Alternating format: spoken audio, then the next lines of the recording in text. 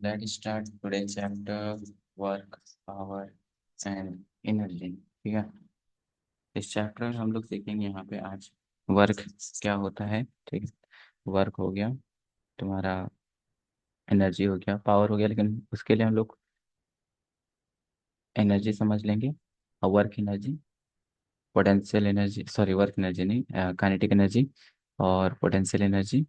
और उसके बाद कुछ थ्योरम वगैरह सब होगा, उसको सीखेंगे तब आगे चलेंगे। ठीक है। तो वर्क जनरली अगर बोलें तो होता क्या है। वर्क का मतलब होता है transfer of energy from one body to another. ठीक है।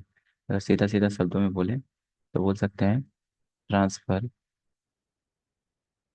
Of energy from one body to another. कैसे? देखो, कहने का मतलब है, मान लो एक पत्थर रखा हुआ है रोड पे और ये रहा तुम खाना खा के आए, तुम्हारे पास एनर्जी आया बहुत सारा, तुम इसको धक्का दिया तो ये घसक करके आगे चल गया। कहने का मतलब है तुम लगा क्या रहे हैं यहाँ पे, फोर्स। और जैसे ही फोर्स लगाया तो इस पत्थर का क्या हुआ, थोड़ा सा डिस्प्लेसमेंट। ठीक है। तो ये डिस्प्लेसमेंट फोर्स ही तभी हो पाएगा जब तुमने क्या करा, इसमें एनर्जी लगाया। तो वो एनर्जी पहले तुम्हारे पास था, लेकिन वो एनर्जी ट्रांसफर होकर के किसके पास चला गया, उस पत्थर के पास। तो कहने का मतलब यहाँ पे हमने काम कर दिया, है ना। तो काम करने का या वर्क का मतलब ही ये होता है कि transfer of energy from one body to another. Okay. अब कुछ इस तरह से वर्क को डिफाइन किया है मैथमेटिकली टर्म में। अगर बोले कि अगर किसी भी बॉडी पे हम फोर्स लगा रहे हैं, मान लो एफ, और वो डिस्प्लेसमेंट कर रहा है मान लो एस, तो उन दोनों का डॉट प्रोडक्ट को हम लोग क्या कहेंगे, वर्क। वर्क डन इसका मतलब force multiply displacement, force multiply displacement. अब नॉर्मली होता क्या है कि अगर हम कभी भी वर्क के बारे में बात कर रहे हैं तो वर्क तभी हो सकता है जब हमारे पास क्या रहेगा, एनर्जी। हमारे शरीर में अगर एनर्जी रहेगा ही नहीं तो हम काम कर ही नहीं पाएंगे। हमारे लिए ही नहीं, किसी के लिए भी, सबके लिए ट्रू है। ठीक है। कोई भी अगर व्यक्ति वह एनर्जी कर रहा है, व्यक्ति या फिर किसी से वर्क करा पा रहे हैं, तो जस्ट बिकॉज उसके पास एनर्जी होगा। कुछ कुछ विजिबल एनर्जी जो हम लोग को दिख रहा होता है, उस विजिबल एनर्जी का नाम क्या क्या है हम बताते हैं। जो विजिबल एनर्जी है, एक का नाम है तुम्हारा काइनेटिक एनर्जी। ठीक है। Kinetic energy. अब देखो, काइनेटिक एनर्जी बचपन से पढ़ा होगा। काइनेटिक एनर्जी जिसका फॉर्मूला होता है हाफ एम बी स्क्वायर। ठीक है। कहने का मतलब है अगर कोई एक बॉडी है और वो मूव कर रहा है कुछ ना कुछ स्पीड के साथ, और अगर कोई बॉडी स्पीड के साथ मूव कर रहा है तो फॉर्मूला में देखो, वी का मतलब यहाँ स्पीड से है। तो क्योंकि फॉर्मूला में वी तुमको दिख रहा है तो ऐसा बोल सकते हैं कि अगर काइनेटिक एनर्जी किसी के पास होगा तो श्योर सा बात है वो तभी हो सकता है जब उसके पास कुछ ना कुछ स्पीड रहा होगा। ठीक है। तो वर्क का मतलब समझ में आया। वर्क का मतलब क्या होता है, ट्रांसफर ऑफ एनर्जी अगर हम एक बॉडी से दूसरे में करते हैं, जनरली वर्क का मतलब ये होता है। लेकिन एक टेक्निकल डेफिनेशन बोल सकते हैं तो क्या बोल सकते हैं कि अगर हम किसी के ऊपर फोर्स लगा रहे हैं, कुछ वो डिस्प्लेसमेंट कर रहा है, तो उसका डॉट प्रोडक्ट हम लोग क्या कहते हैं, वर्क। अब चलो, फोर्स जो है तुम्हारा वो दो टाइप का हो सकता है।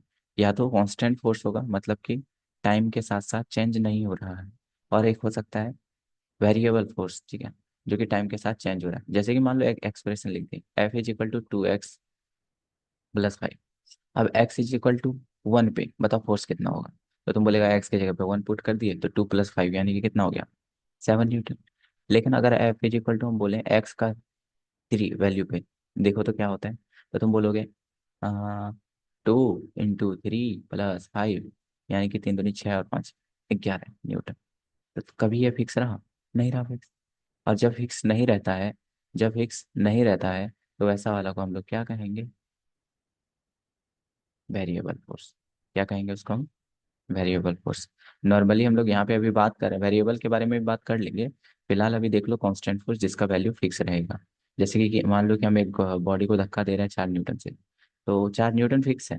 चाहे वो अ, तुम्हारा घर के पास दे रहे हैं पत्थर को, या घसकाते घसकाते हम दूर तक ले गए, ठीक है, कहीं पर भी ले गए, तो उसका वैल्यू फिक्स ही है, चेंज नहीं हो रहा है। जिस फोर्स, कांस्टेंट फोर्स का मतलब यही होता है ना, कि अगर फोर्स का वैल्यू चेंज नहीं हो रहा है। नॉर्मली जैसे कि मान लो एक कोई भी पत्थर है, ठीक है, उस पत्थर को ऊपर टान रहे हैं, फोर्स लगा रहे हैं ऊपर के डायरेक्शन में, लेकिन उसका डिस्प्लेसमेंट एकदम हॉरिजॉन्टल सीधा हो जा रहा है। ठीक है। तो हम ऐसा बोल सकते हैं फोर्स और डिस्प्लेसमेंट के बीच में एक एंगल बनता हुआ दिख रहा है तुमको, थीटा। अब यहाँ पे अगर तुमको वर्क डन को डिफाइन करने बोले तो वर्क इज इक्वल टू होता है एफ एस, और इन दोनों के बीच का एंगल कॉस के फॉर्म में लिख दो, कॉस थीटा। देखो समझो इसका मतलब है क्या एक्चुअल में। ठीक है। जैसे मान लो कि एक बॉडी है, बॉडी के ऊपर लगा रहे हैं फोर्स इस डायरेक्शन में, ठीक है, और डिस्प्लेसमेंट हुआ है इधर की तरफ। अब इन दोनों के बीच में एंगल थीटा है। अब एक बात बताओ, क्या बोलता है तुमको, वेक्टर कंपोनेंट को तोड़ने के लिए आता है। अगर फोर्स ऊपर की डायरेक्शन में है तो एक फोर्स ऊपर लग जाएगा जिसको बोलेंगे एफ साइन थीटा, और एक नीचे हॉरिजॉन्टल की तरफ लग जाएगा जिसको बोलेंगे एफ कॉस थीटा। अब अगर तुम अच्छा से देखो, फोर्स का डायरेक्शन भी हॉरिजॉन्टल दिख रहा है, डिस्प्लेसमेंट का भी डायरेक्शन हॉरिजॉन्टल दिख रहा है। सेम डायरेक्शन में फोर्स है, सेम डायरेक्शन में डिस्प्लेसमेंट है, तो यहाँ पे जो वर्क होता है वो वर्क होगा force multiply force into displacement. अब बताओ फोर्स कितना है, एफ कॉस थीटा, और डिस्प्लेसमेंट कितना हुआ है एस। इसको हम ऐसे भी तो लिख सकते हैं एफ एस कॉस थीटा। तो फाइनल फॉर्मूला ये बनता है, ये ध्यान रखना। ठीक है। जैसे कि एक बात बताते हैं, जरूरी है कि हम ऐसा ही कर सकते हैं। दूसरा उपाय क्या होगा, मान लो कि एस का ही तुम कंपोनेंट तोड़ लो, तो कंपोनेंट देखो जो थीटा के साथ वाला है, जैसे कि मान लो इसका अगर हम दो लाइन खींचते हैं, एक इधर खिंचाएगा एक इधर खिंचाएगा, ठीक है। ये एस के लिए हम बोल रहे हैं, एस थीटा एंगल पे उसका कंपोनेंट क्या कहलाएगा, एस कॉस थीटा। और ये वाला जो है, ये वाला कंपोनेंट क्या कहलाएगा, S sine theta, S sine theta. तब बताओ फोर्स का डायरेक्शन ऊपर की तरफ जो कि सिर्फ एफ है, डिस्प्लेसमेंट का डायरेक्शन जो कंपोनेंट तोड़े हैं एस कॉस थीटा। तो अब यहाँ पे वर्क क्या होगा, force dot S cos theta, तो हो जाएगा एफ एस कॉस थीटा। तो फाइनल जो फॉर्मूला बनता है ना, वो बनता है फोर्स और डिस्प्लेसमेंट को, और उन दोनों के बीच में अगर एंगल थीटा है तो कॉस थीटा के फॉर्म में लिख लो। कॉस थीटा के फॉर्म में इसीलिए लिख रहे होते हैं क्योंकि हमको जिस डायरेक्शन में फोर्स है उसी डायरेक्शन में डिस्प्लेसमेंट को भी देखना होता है। ठीक है। अगर इतना तुमको औजरा जैसा लग रहा है तो तुम कुछ मत करो, तुम सीधा बोलो कि अगर फोर्स लग रहा है किधर भी हमको नहीं फर्क पड़ता है, अगर डिस्प्लेसमेंट भी हो रहा है लेकिन उन दोनों के बीच में थीटा एंगल है, तो वर्क जो हो जाएगा वो हो जाएगा force dot, sorry F dot S, या फिर इसी को अगर डिफाइन करके लिखो तो एफ एस कॉस थीटा। क्या लिख सकते हो, एफ एस कॉस थीटा। ठीक है। समझ में आया। ये है तुम्हारा कांस्टेंट फोर्स, जो फोर्स बता दिया जाएगा क्वेश्चन में कि 4 न्यूटन का फोर्स लग रहा है, 5 न्यूटन का फोर्स लग रहा है, ऐसा कोई एक्सप्रेशन ना देगा जिससे कि तुमको पता चले कि फोर्स जो है वो वेरिएबल है। ठीक है। तो समझ में आ गया तुमको ये तक, नहीं आया तो बताना फिर से। अब देखो आगे, नॉर्मली देखो हम ऐसा बोल सकते हैं कि अगर एक कोई भी बॉडी रखा हुआ है, ठीक है, और एक और यहाँ पे हम ये पॉइंट मान लो ए, इधर से तुम लगाया इसके ऊपर फोर्स, लेकिन ये इतना भारी था कि तुम इसको खिसका भी नहीं पाया, तो तुमको लगता है एक पॉइंट जहाँ पहले था वैसे ही अभी भी वहीं पे। तो जब तक डिस्प्लेसमेंट नहीं हुआ इस ब्लॉक का, कहने का मतलब है अगर हम तुमसे पूछ लें कि बताओ डिस्प्लेसमेंट क्या है ब्लॉक ए का, तो तुम बोलोगे कुछ नहीं, इक्वल टू जीरो। तो अगर डिस्प्लेसमेंट नहीं है तो फोर्स, सॉरी वर्क डन भी क्या हो जाएगा तुम्हारा, इक्वल टू जीरो। क्योंकि देखो work done is equal to क्या फॉर्मूला पढ़े थे, F S cos theta. S क्योंकि जीरो बता रहे हैं आप, तो टोटल मल्टीप्लाई होकर के क्या हो जाएगा, वर्क भी जीरो। लेकिन अगर मान लो कुछ ऐसा सिचुएशन है, ये रहा पॉइंट ए, इधर से तुम फोर्स लगाया और इसको पिचका दिया, जो भी ब्लॉक था उसको पिचका दिया, पहले पॉइंट ए था, अब घसक करके थोड़ा अंदर घुस गया, तो तुमको नहीं लगता है थोड़ा सा डिस्प्लेसमेंट हुआ है। अगर डिस्प्लेसमेंट जरा सा भी हो जाए तो समझना वहां पे वर्क डन जीरो नहीं होगा। ठीक है। क्या ये टॉपिक तुमको समझ में आ गया दोस्तों, बोलो दोस्तों। चलिए आगे चलते हैं। एक क्वेश्चन है, या फिर उससे पहले एक मस्त सा टॉपिक है उसको हम लोग समझ लें। हाँ, इसको हमको थोड़ा मिटाना पड़ जाएगा, तो हम मिटा लेते हैं।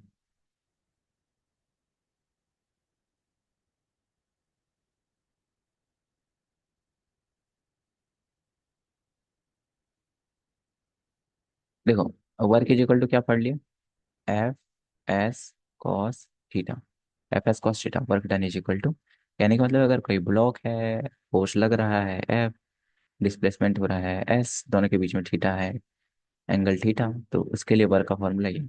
जरूरी है कि हमेशा ऐसा ही होगा एंगल, एंगल हो सकता है तुम्हारा इक्वल टू 90 डिग्री हो जाए, मतलब फोटो कुछ ऐसा बन जाए तुम्हारा, डिस्प्लेसमेंट इधर, फोर्स ऊपर, हो सकता है ग्रेटर देन 90 डिग्री हो जाए, कहने का मतलब है डिस्प्लेसमेंट इधर, फोर्स लगा रहे हैं हम इधर, दोनों के बीच में देखो एंगल नहीं लग रहा है तुमको, ग्रेटर देन 90, या फिर हो सकता है लेस देन 90 हो जाए, जो कि स्टार्टिंग में फोटो बनाए थे।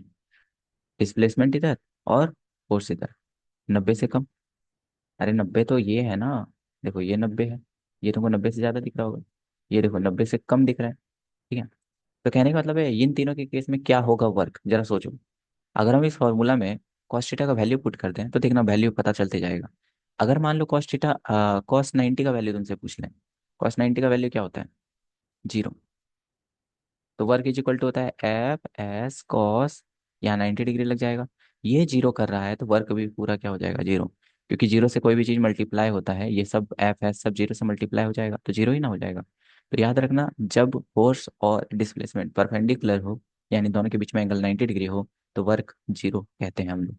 लेकिन अगर 90 डिग्री से बड़ा हो, 90 डिग्री से बड़ा हो, तो वर्क का वैल्यू जो होता है वो निगेटिव में आ जाता है। वर्क का वैल्यू किस में आ जाता है, निगेटिव। क्योंकि देखो कॉस थीटा, 90 से जो बड़ा एंगल पे कॉस थीटा को तुम डिफाइन करना, कॉस 180 ले लो, -1 होता है, ठीक है। तो अगर तुम ट्रिग्नोमेट्री टेबल में देखो तो 90 डिग्री से ज़्यादा वाला वैल्यू कॉस में निगेटिव हो जाता है। क्योंकि कॉस अगर निगेटिव में हो जाएगा, फॉर्मूला होता है वर्क का एफ एस कॉस थीटा। अगर थीटा तुम ले रहा है ऑप्ट्यूज यानी 90 से बड़ा, तो ओवरऑल वैल्यू क्या हो जाएगा, निगेटिव। और अगर निगेटिव हो जाएगा तो एफ एस से मल्टीप्लाई होकर के भी निगेटिव आएगा। तो वर्क का फॉर यहाँ पे जो हो जाएगा -FS हो जाएगा। लेकिन अगर लेस देन 90 ले रहा है तो कॉस लेस देन 90 यानी एक्यूट एंगल के लिए तो तुम्हारा लेस देन 1 आता है ना, 1 लगभग आ सकता है।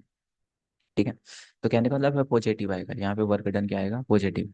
तो एक बात ध्यान रख लो कि थीटा इक्वल टू 90 पे वर्क जीरो आता है, थीटा ग्रेटर देन 90 पे वर्क निगेटिव आता है, थीटा लेस देन 90 पे वर्क पॉजिटिव आता है। ठीक है, ये सब कुछ कुछ बात है जिसका तुमको शॉर्ट नोट बनाते हुए चलना चाहिए। जैसे वर्क इज इक्वल टू क्या होता है, एफ एस कॉस थीटा, एक चित्र बना लिया। उसके बाद हम क्या बोलेंगे, कब जीरो हो जाएगा फोर्स, कब निगेटिव होगा, कब पॉजिटिव होगा। सारा लेक्चर का नोट्स को लिखना जरूरी थोड़ी ना है।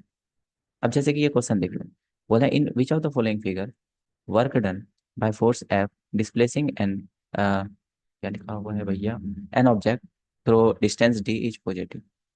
बोलता है कि देखो यहाँ पे तुमको वेक्टर फॉर्म में सारा दिया हुआ है। बोलता है किन वाले के केस में तुम्हारा जो वर्क डन है वो पॉजिटिव होगा। वर्क डन क्या है, पॉजिटिव। तो देखो फोर्स और डिस्प्लेसमेंट के बीच में 90 डिग्री, तो जब 90 डिग्री रहता है तो वर्क किसके इक्वल था, जीरो। तो ये तो हो नहीं सकता है क्योंकि ये पॉजिटिव है, यहाँ तो जीरो निकल रहा है। यहाँ पे देखो तुम्हारा फोर्स और डिस्प्लेसमेंट के बीच में थीटा है, नुक्को नहीं लग रहा है 90, तो ये ऐसा होना चाहिए था 90 से कम। अगर थीटा 90 से कम रहता था तो वर्क क्या होता था तुम्हारा, पॉजिटिव। आंसर मिल गया हमको दो। वैसे आगे देख लेते हैं। अब देखो फोर्स और डिस्प्लेसमेंट के बीच में एंगल कितना है, थीटा। तुमको लग रहा है 90 से बड़ा है। अगर 90 से बड़ा है तो भाई work done is equal to negative में आएगा। और ये तो भाई डिट्टो दे दिया है 180, 90 से ये भी बड़ा है, तो ये भी किस में आएगा, निगेटिव। बताओ, इस टाइप का क्वेश्चन को ज़्यादा कुछ हार्ड तो होगा नहीं। चलो आगे चलते हैं। अब जैसे कि मान लो कि तुम्हारे को एक फोर्स दे दिया है, आई कैप जे कैप के फॉर्म में। अब बोल रहा है एक एम मास का है जिसके ऊपर फोर्स लगा रहे हैं हम लोग एफ। अब वो स्टार्ट करता है ए पॉइंट से बी पॉइंट पे जाने के लिए। बताओ टोटल वर्क कितना क्या है, इसको थोड़ा इज्जत के साथ लिखेंगे हम। बोले थे पहले ऑब्जेक्ट था ए पॉइंट में जिसका वेक्टर फॉर्म लिखेंगे, अगर कोऑर्डिनेट लिखा है 1 to 1, मतलब पहला एक्स का दिया है, दूसरा वाई का दिया है और तीसरा जेड का दिया है। और एक्स वाई जेड को किसके लिखते हैं, एक्स के लिए आई कैप, वाई के लिए जे कैप और जेड के लिए के कैप। तो लिखते हैं आई कैप प्लस 2 जे कैप प्लस के कैप। ठीक है, ये बॉडी ए से कहाँ घसका दी है, बी पे। तो अब इसका जो डिस्प्लेसमेंट है वो है 3 i कैप, 4 j कैप और 3 k कैप। ठीक है, अब बताओ ये रहा ना डिस्प्लेसमेंट, डिस्प्लेसमेंट तो ये है दोनों के बीच का अंतर। तो अगर हम लोग चेंज इन डिस्प्लेसमेंट निकाल लें, वैसे तुमको पता होना चाहिए काहे हम ये डिस्प्लेसमेंट निकाल रहे हैं। हमसे पूछा गया है क्वेश्चन में वर्क डन, तो work done is equal to होता है एफ एस कॉस थीटा। ठीक है, तो फिलहाल फोर्स तो हमको बता दिया है, F is equal to 2 i cap 3 j cap, जो कि चेंज नहीं हो रहा है, वेरिएबल नहीं है। अगर चेंज होता तो एक्स वाई कुछ ओल झोल लगा करके देता। ठीक है, यहाँ पे नॉर्मल लिख दिया है तो कहने का मतलब कांस्टेंट फोर्स है। कांस्टेंट फोर्स के लिए फॉर्मूला वर्क का ये होता है एफ एस कॉस थीटा। और डिस्प्लेसमेंट चाहिए होता है, एस का मतलब क्या होता है, डिस्प्लेसमेंट। तो डिस्प्लेसमेंट हमको पता है पहले पॉइंट है, then बिल्कुल ऐसा सोचो तुम्हारा घर जो है 4 मीटर का दूरी पे है और तुम आ रहा है आगे। जैसे चलो हम फोटो ही बना के बताते हैं, ये रहा ओरिजिन, तुम ए पॉइंट में खड़ा था, ठीक है, ये पॉइंट यहाँ से यहाँ तक का डिस्टेंस 4 मीटर है, और तुम चला गया बी पॉइंट में, और टोटल जो डिस्टेंस है वो तुम्हारे को दिया है 12 मीटर। तो बताओ ए से बी तक में जाने में कितना डिस्प्लेसमेंट है क्या? तो तुम क्या बोलोगे? पूरा में से ये 4 को हटा दो, है ना करोगे? तो हम अगर ए और बी के बीच का पूछ रहे हैं तो तुम बोलोगे अंत वाला में से स्टार्टिंग वाला को हटा दो। समझ में आ रहा है मेरे दोस्तों? आना चाहिए दोस्तों। चलिए, इसको फिर से मिटाऊं तो फिर साफ सुथरा लिखेंगे। चलो। हाँ, तो तुमको हम क्या कह रहे हैं, पहले तुम चेंज इन डिस्प्लेसमेंट निकालो और फोर्स और इसको मल्टीप्लाई कर लो। अब थीटा का टेंशन नहीं लेने का यहाँ पे, जब वेक्टर फॉर्म दिया हो तो थीटा के बारे में सोचने का नहीं। समझा मेरे दोस्तों? आई कैप जे कैप जब दिख रहा है ना, तो थीटा के बारे में नहीं सोचना। चलो, सबसे पहले अभी हमको सोचना क्या पड़ेगा, डिस्प्लेसमेंट कितना है। तो डिस्प्लेसमेंट ए पॉइंट पे कितना था, ये मोटा हो जाता है ना, मेरा मूड खराब हो जाता है। आई कैप, टू जे कैप, और के कैप। बी पॉइंट पे कितना है, 3 आई कैप, 4 जे कैप, 3 के कैप। चेंज इन डिस्प्लेसमेंट कितना है, या डिस्प्लेसमेंट, तो तुम बोलेगा आई को आई के साथ घटाओ, यानी 3 आई कैप माइनस आई कैप प्लस 4 जे कैप माइनस 2 जे कैप प्लस, पता है ये तो रिकॉर्ड कैसे कर रहे हैं? ये रिकॉर्ड कर रहे हैं तुम्हारा जूम वाला मीटिंग वाला से। हम उससे भी, हाँ घटाते हुए चलो, 2 आई कैप। हम उससे भी रिकॉर्ड करने का कोशिश किए थे, क्या बोलते हैं, नॉर्मली सिस्टम में रहता है 3 में से एक चाहिए, 2। ठीक है। तो नॉर्मली ये डिस्प्लेसमेंट आ गया। अब तुमको कुछ नहीं करना है। अब तुमको याद करो वर्क इज इक्वल टू क्या होता है, फोर्स और क्या बोलते हैं डिस्प्लेसमेंट का मल्टीप्लाई, दोनों वेक्टर फॉर्म में है, तो लिख दो डायरेक्ट, उसके लिए टेंशन नहीं लेने का। फोर्स कितना दिया हुआ है, 2 आई कैप, 3 जे कैप, 2 के कैप, डॉट 2 आई कैप, 2 जे कैप, और 2 के कैप। ठीक है। अब आई वाला को आई के साथ मल्टीप्लाई करो, जैसे 2 और 2 गुना होगा, कितना हो जाएगा, 2 2 जा 4। अरे, कहीं माइनस प्लस में तो झोलने ना कर दिए, चलो कोई नहीं, बीच में प्लस है, प्लस लिखो। 3 और 2, यानी जे जे वाला को गुना करो, 6 प्लस 2 और 2 कितना हो जाएगा, मल्टीप्लाई हो गया 4। तो 6 4 10, 10 4 14, तो आंसर कितना आ गया, 14 जूल।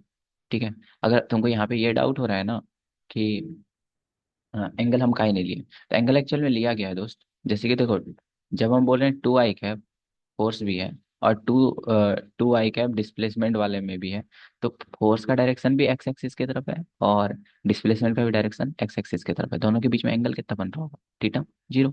अगर हम यहाँ पे लिख भी देते एफ एस कॉस थीटा, तो कॉस थीटा 0 का मतलब तो 1 ही ना होता है, तो क्या ही फर्क पड़ जाता है, इसलिए डायरेक्ट मल्टीप्लाई कर दी, कोई दिक्कत नहीं है। अब तुम सोच रहा होगा 2 को 2 आई वाला आई के साथ मल्टीप्लाई कर दिए, आप आई वाला जे के साथ क्यों नहीं मल्टीप्लाई किए? तो देखना वो भी मल्टीप्लाई किया हुआ है यहाँ पे। नॉर्मली फोर्स लिखा हुआ है 2 आई कैप, और अगर 2 जे के साथ मल्टीप्लाई करता तो आई इधर जा रहा है, जे ऊपर जा रहा है, दोनों के बीच में एंगल कितना बन रहा है, 90 डिग्री। अगर थीटा 90 डिग्री होता था तो वर्क डन कितना हो जाता था, 0। सीधा सा बात है, आई को आई के साथ मल्टीप्लाई करने पे कुछ वर्क आ भी जाता, लेकिन आई को अगर तुम जे के साथ मल्टीप्लाई करता, आई को अगर तुम के साथ मल्टीप्लाई करता, तो वर्क तुम्हारा 0 के इक्वल आता। तो कहीं ना कहीं ये हम लोग सब चीज करके देखे होंगे, ठीक है। तो नॉर्मल अगर तुमको ऐसा कभी भी टाइप का सवाल आता है तो तुमको ऐसे करना है, ये हम बता रहे हैं। चलो, अगर फिर भी समझ में नहीं आया तो बताना। अब जैसे चलो इसके बारे में बात करते हैं। बोलता है कि एम जी, एक यहाँ पे एम मास का बॉडी रखा हुआ है, ठीक है, और वो बताओ कि इसके वो वर्क डन कितना करेगा। तो देखो, इसका डिफाइन करने का बहुत तरीका है। नॉर्मली तुमको हम पहले एक चीज समझा देते हैं कि अगर कभी भी ये ऐसा स्ट्रक्चर कभी भी तुमको दिया है, जिसको हम लोग वेज कहते हैं, क्या कहते हैं इसको हम लोग, वेज कहते हैं, ठीक है। तो कहने का मतलब है, तुम्हारा इसमें अगर वेक्टर कंपोनेंट तोड़ेगा तो इसका तुम दो को लिख सकते हैं, ठीक है। एक, नॉर्मली लगता है एम जी इस डायरेक्शन में, और इन दोनों के बीच का एंगल बन जाता है थीटा, तो ये वाला क्या हो जाएगा, एम जी कॉस थीटा, और स्लोपरी के तरफ एम जी साइन थीटा, ये ध्यान रखना, ठीक है। अब ये थीटा कैसे आया, इसके लिए तुमको फिर ड्रॉ करना पड़ेगा, फिर पता करना पड़ेगा, चलो कर ही देते हैं, क्या है, याद रखेगा तुम भी हमको। हम बोल रहे हैं भैया ये 90 डिग्री रहा होगा, और अगर मान लो ये वाला थीटा है, तो ये वाला कितना हो जाएगा, 90 माइनस थीटा। चलो साफ साफ बनाते हैं।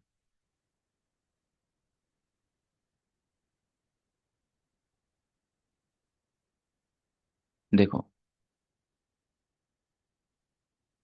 ये कितना गंदा हो रहा है। पता नहीं आज ऐसा कैसे हो रहा है।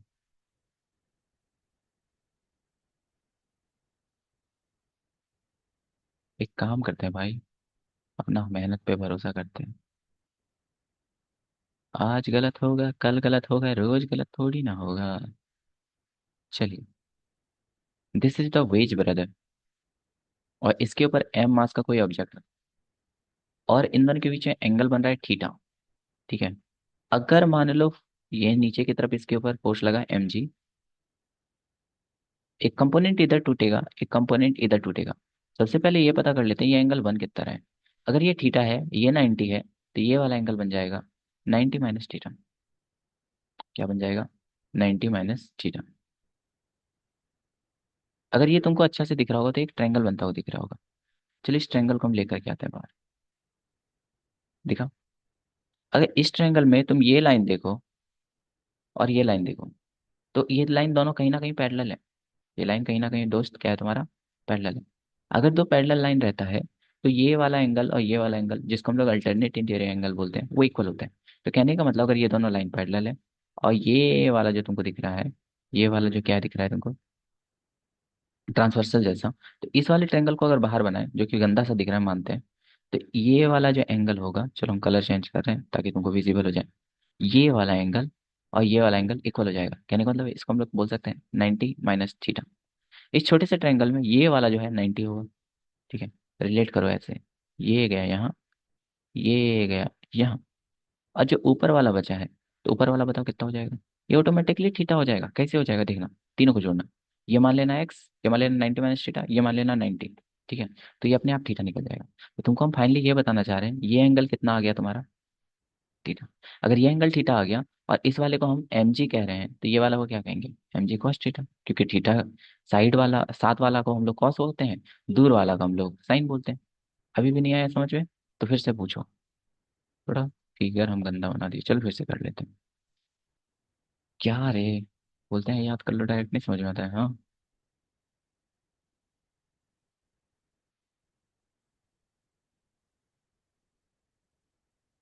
अब खुश।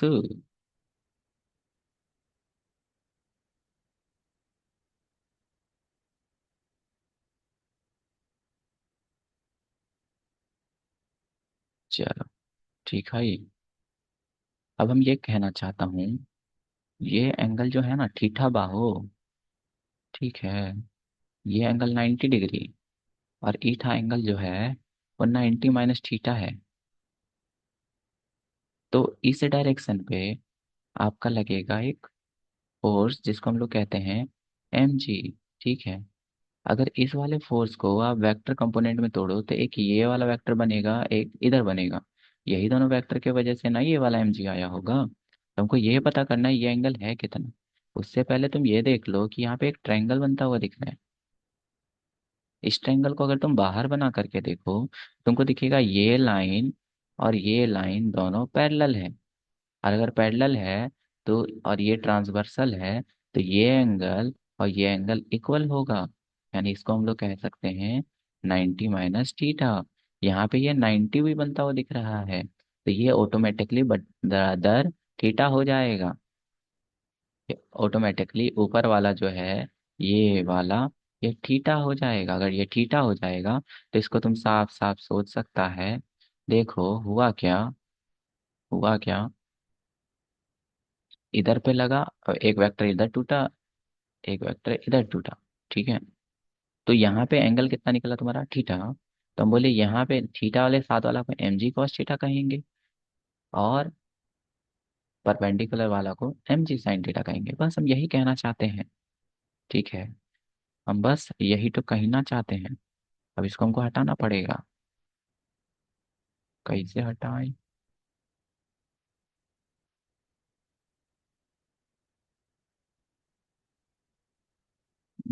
इरेज कर सकते हैं।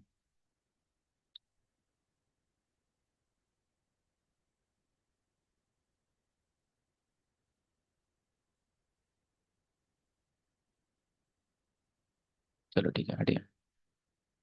अब देखो यहाँ पे हम क्या कह रहे हैं, थिकनेस ठीक है। ये नीचे की तरफ क्या लग रहा होगा, और एक इधर की तरफ क्या लग रहा होगा? नीचे की तरफ mg लग रहा होगा, बेशक सा बात है, नीचे की तरफ क्या लग रहा होगा, mg। और इस डायरेक्शन में mg साइन थीटा लग रहा होगा, ये ध्यान रखना। ठीक है।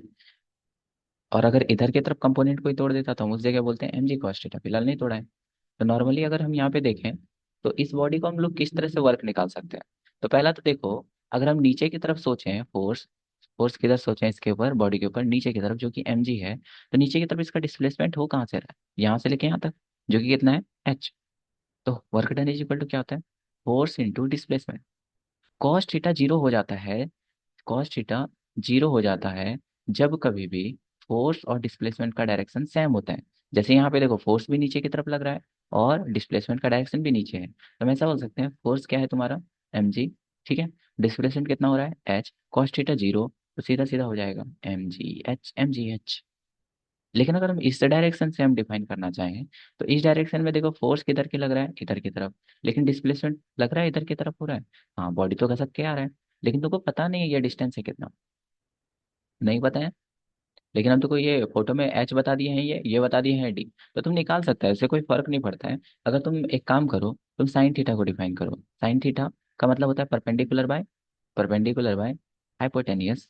एक बात बताओ, ये वाला जो है डिस्टेंस जिसको डिस्प्लेसमेंट बोल रहे हैं, यही ना हाइपोटेनियस है। इसको चलो एल मान लेते हैं, डिवाइड बाय, सॉरी परपेंडिकुलर हम ऊपर में लिख दिए। परपेंडिकुलर क्या दिख रहा है, थीटा के सामने वाला angle which is H, divide by hypotenuse which is L, जो कि हम लोग अभी सपोज भी कर लिए हैं ब्रदर। ठीक है।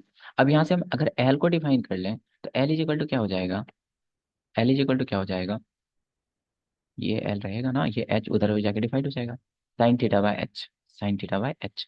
तो कहने का मतलब है, इस वाले का लेंथ निकाल लिया यहाँ से लेके यहाँ तक, जो कि है साइन थीटा बाय एच। अब देखो फोर्स, अब यहाँ पे वर्क डन निकालो। Work done is equal to क्या होता है, फोर्स, फोर्स कितना लग रहा है इस डायरेक्शन में, तो तुम बोलेगा mg साइन थीटा, लिख लो। डिस्प्लेसमेंट कितना हो रहा है इस डायरेक्शन में, तो तुम बोलेगा एल डिस्प्लेसमेंट हो रहा है, एल मतलब sine theta by H, sine theta by H. कहीं उल्टा तो नहीं ना लिख दिए, एक बार देख लेते हैं बात। Perpendicular which is H, H by L, sine theta is equal to H by L. तो एल इज इक्वल टू क्या हो जाएगा, एच बाय साइन थीटा, ए उल्टा लिख दिया भाई, L equal to H by sine theta. बताता भी नहीं है ब्रदर।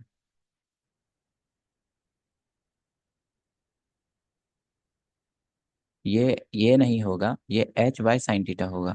तो कहने का मतलब है, work done is equal to mg sine theta into H by sine theta.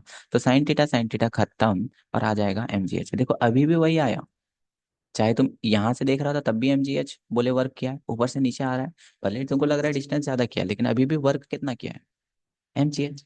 ठीक है। एक तीसरा और चीज देख सकता है, हम अगर बोले कि अगर, वापिस से थोड़ा गंदा हो गया फोटो, ये रहा ऑब्जेक्ट। ठीक है। अब ये ऑब्जेक्ट जो है, इसका डिस्प्लेसमेंट हो रहा है नीचे की तरफ, जो कि है एच है। ठीक है। फोर्स लग रहा है mg साइन थीटा की तरफ। अगर हम mg साइन थीटा का कंपोनेंट ले लें एच की तरफ, इसकी तरफ ले लें, mg साइन थीटा का कंपोनेंट एच की तरफ ले लें, तो बताओ क्या होगा। ये वाला को हम क्या बोल रहे हैं, एल बोल रहे थे। ये वाला एंगल कितना बन रहा है, ये अगर थीटा बन रहा है, ये 90 बन रहा है, तो ये 90 माइनस थीटा बन रहा है। तो एल का जो कंपोनेंट इस वाले डायरेक्शन में टूटेगा, वो हो जाएगा एल, क्योंकि साथ वाला एंगल है, तो L cos 90 minus theta, L cos 90 minus theta. चलिए इसको हम एक पेज से लेकर के ही समझा देते हैं।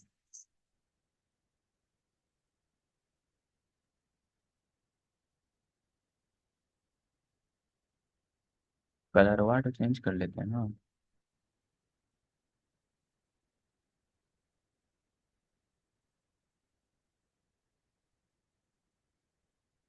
ये वाला जो कंपोनेंट यहाँ पे 90 माइनस थीटा एंगल बन रहा है ना, अगर हम बोल रहे हैं ये पूरा डिस्टेंस को एस मान लो, क्या मान लो तुम, एस मान लो, तो इस एस का कंपोनेंट इस वाले डायरेक्शन में क्या होगा, तो तुम क्या बोल दोगे, एस कॉस थीटा। और कॉस थीटा की जगह पे क्या है, 90 माइनस थीटा। ठीक है।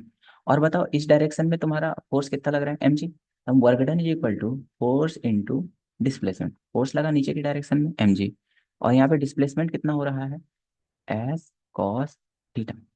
और थीटा की जगह पे है क्या, इस जगह पे लिखना क्या है हमको, 90 - थीटा। तो एक काम करो, mg multiply sine, sorry S cos theta की जगह पे क्या लिख दो, 9 cos 90 - थीटा।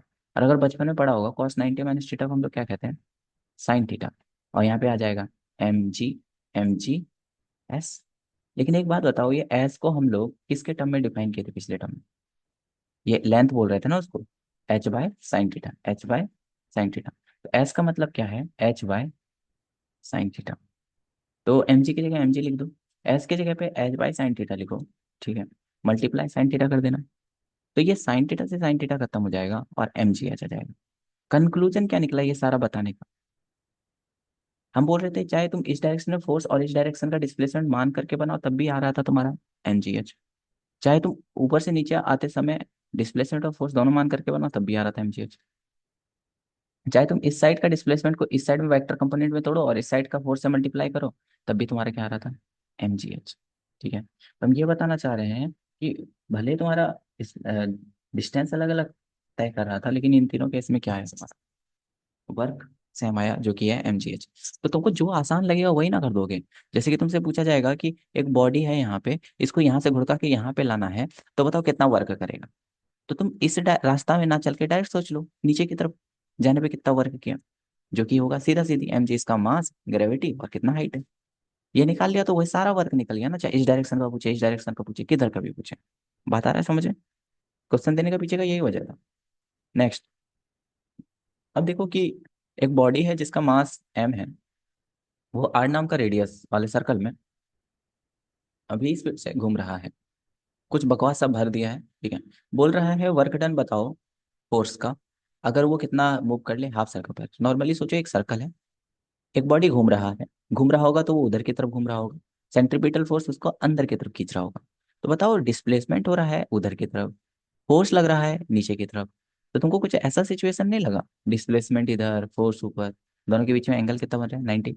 जब कभी भी फोर्स और डिस्प्लेसमेंट के बीच में 90 डिग्री बनता था तो वहाँ कॉस्ट 90 का वैल्यू क्या हो जाता था, जीरो। और वर्क का फॉर्मूला ही क्या होता है, एफ एस कॉस थीटा। और कॉस 90 का मतलब कॉस जीरो। और जीरो जैसे आया तो सबको मल्टीप्लाई करके जीरो कर दिया, तो इसका आंसर भी क्या आ जाएगा मेरे दोस्त, जीरो। क्या आ जाएगा, जीरो। अब देखो ये तुम्हारा था कांस्टेंट फोर्स का कहानी। लेकिन अगर कभी भी तुम्हारे को वेरिएबल फोर्स आ जाए, वेरिएबल फोर्स कहने का मतलब है लिख देगा तुम्हारे को 2x + 5, ठीक है, ये फोर्स का वैल्यू है, बताओ तुम्हारा वर्क डन कितना हुआ। तो इसके केस में कुछ नहीं करना है तुमको, इंटीग्रेशन कर देना है। क्या कर देना है तुमको, इंटीग्रेशन। ये लिखा हुआ है ना, work is equal to force लिखना, और उसका उसके रिस्पेक्ट में, जैसे कि मान लो कि यहाँ पे हम लिख दिए फोर्स, एक्स लिख दिया है ना यहाँ, तो एक्स के रिस्पेक्ट में इंटीग्रेशन कर दो, तो हम ऐसा बोल सकते हैं F is equal to, sorry work is equal to F dot D X, इसका इंटीग्रेशन कर दो। किसके रिस्पेक्ट में, एक्स के रिस्पेक्ट में। अगर वो वाई देता तो हम वाई के रिस्पेक्ट में कर देते हैं। कहने का मतलब है ये भी लिख सकते हैं ना, डी वाई के रिस्पेक्ट में फोर्स। अगर वो फंक्शन किसका दिया हुआ है, जेड का, तो हम बोल सकते हैं डी जेड के रिस्पेक्ट में करो। लेकिन यहाँ इंटीग्रेशन में तुमको लिमिट लगाना होता है कि एक्स का वैल्यू आपको चेंज कर रहे हैं कहाँ से कहाँ तक, जैसे मान लो ए से बी तक फिलहाल बोल दो। देखो ये चीज तुमको समझ में ज्यादा तब आएगा जब तुम एक क्वेश्चन कर लोगे साथ में। तो चलो उसका क्वेश्चन कर ही लेंगे। लेकिन एक बात ध्यान रखना, जब कभी वेरिएबल फोर्स आएगा तो वो नहीं लिख करके देगा 4 न्यूटन का फोर्स लग रहा है, 5 न्यूटन का। अभी तक बता दिया जाता था, आप एक्सप्रेशन दे के आए। एक्सप्रेशन हो सकता था एक्स के टर्म में हो जाए, वाई के टर्म में हो जाए, जेड के टर्म में हो जाए। अगर एक्स के टर्म में है तो एक्स के रिस्पेक्ट में उसको इंटीग्रेशन करना है, और बेशक सा बात है तुमको इंटीग्रेशन आना चाहिए दोस्त तब तक। और अगर नहीं आ रहा है तो भाई दिक्कत है। दूसरा टॉपिक है, इसको और अच्छा समझने के लिए तुमको क्वेश्चन करना पड़ेगा, और कर लेंगे हम लोग, टेंशन नहीं लो। अब एक चीज और ध्यान, ओए ओए ओए ओए ओए, हाँ। अब एक बात ध्यान रखना कि कभी भी तुम्हारे को ग्राफ दे दिया है, और वो ग्राफ किसका दिया है, फोर्स का और पोजीशन का या डिस्प्लेसमेंट का, और उसमें गंदा सा कैसा भी तुम्हारे को ग्राफ बना के दे दिया है, तो याद रखना कि इसका अगर एरिया निकाल लें और एरिया को जोड़ दें तो वो वर्क डन देता है। तो कहने का मतलब है वर्क निकालना है तो तुमको एरिया देखना पड़ेगा, फोर्स और डिस्प्लेसमेंट ग्राफ। ठीक है, जैसे कि ये देखो ऊपर की तरफ एक ट्रायंगल बन रहा है, एक नीचे की तरफ ट्रायंगल बन रहा है। तो जो ऊपर की तरफ बन रहा है वह वाला एरिया को तुमको पॉजिटिव में लिखना पड़ेगा, और नीचे वाला एरिया को तुमको निगेटिव में, और दोनों को जोड़ दोगे तो देखना कुछ फाइनल आएगा। मान लो कि ऊपर में आया तुम्हारा 10 और नीचे आया तुम्हारा 5, ठीक है, तो ऊपर में +10 होगा, नीचे -5 होगा, दोनों को जोड़ करके +5 आ जाएगा। ये +5 जूल जो है, ये तुम्हारा वर्क होगा। ठीक है, चलो इसको भी देखेंगे।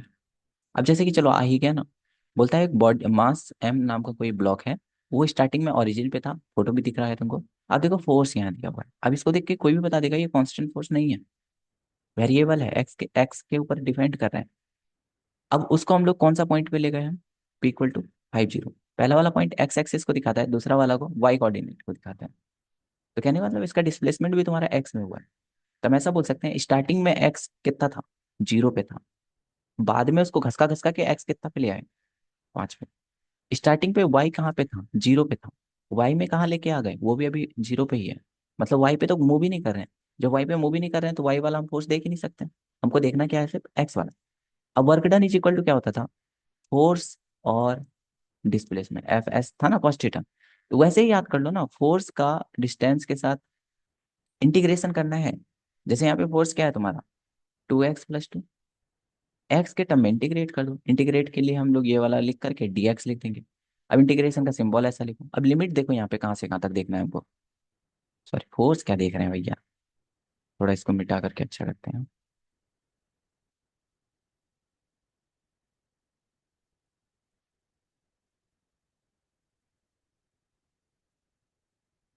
चल देखो क्या बोलना चाह रहे हैं, हम ये बोलना चाह रहे हैं कि अगर कोई भी एक बॉडी है, उस बॉडी के ऊपर फोर्स लग रहा है 2x+2।